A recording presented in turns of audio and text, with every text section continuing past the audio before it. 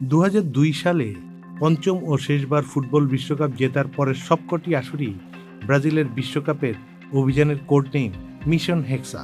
90 দিন পর যুক্তরাষ্ট্র, মেক্সিকো আর কানাডার 2026-এর ফুটবল বিশ্বকাপের জন্য পুরোপুরি প্রস্তুতি নিচ্ছে সেলেসাও। তবে দিন যতই যাচ্ছে, ব্রাজিলের হয়ে সবচেয়ে বেশি গোল করা স্ট্রাইকার নেইমারের খেলার সম্ভাবনা ততই ক্ষীণ থেকে ক্ষীণতর হচ্ছে। Which is the world-class cable brand? Walton Cables, নিরাপদ আগামী সংযোগ।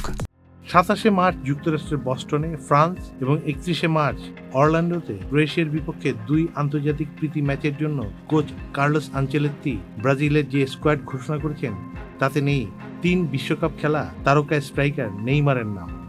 উজ্জ্বল ক্যারিয়ারে জোকের মতো সেটে থাকা ইনজুরি নেইমারের দৃশ্যপট থেকে সরে যাওয়ার কারণ। ক্যারিয়ার জুড়ে ইনজুরিকে সঙ্গী করা নেইমার ব্রাজিলের জার্সিতে শেষবার খেলেছেন 2023-এর অক্টোবরে।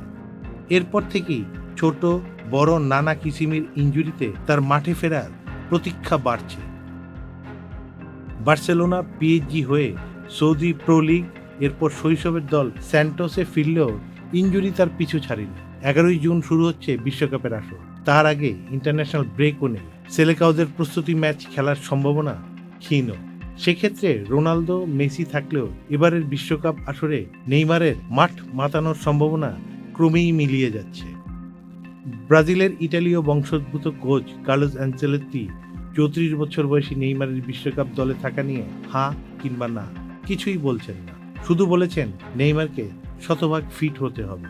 সে এখনো শতভাগ ফিট নয়। ¿Por qué no es llamado Neymar en esta convocación? ¿Por qué no está agora 100%? Es preciso jogadores al 100%. তারকা ফরওয়ার্ডদের চাঁদের হাট ব্রাজিলের স্কোয়াড থেকে ইনজুরিতে এর মধ্যেই ছিটকে গেছেন ফরওয়ার্ড রড্রিগো। রিয়াল মাদ্রিদের এই তরুণে ক্লাবের হয়ে বা বিশ্বকাপ আসরে খেলার সম্ভাবনা নেই। ভিনিসিয়াস, রাফিনহা, মার্টিনেল্লির সঙ্গে দুর্দান্ত ফর্মে থাকা এনরিকের পারফরমেন্স হয়তো বুঝতেই দেবে না 2016 রিও অলিম্পিক আসরে ব্রাজিলকে ফুটবলে প্রথম স্বর্ণপদক জেতানো নেইমারের অনুপস্থিতি। তাহলে কি ফুটবল বিশ্ব থেকে ঝরে যাচ্ছে নেইমার নামের নক্ষত্রটি? নিকট ভবিষ্যতই বলে দেবে তা। Saidur Rahman Shamim, channel I online.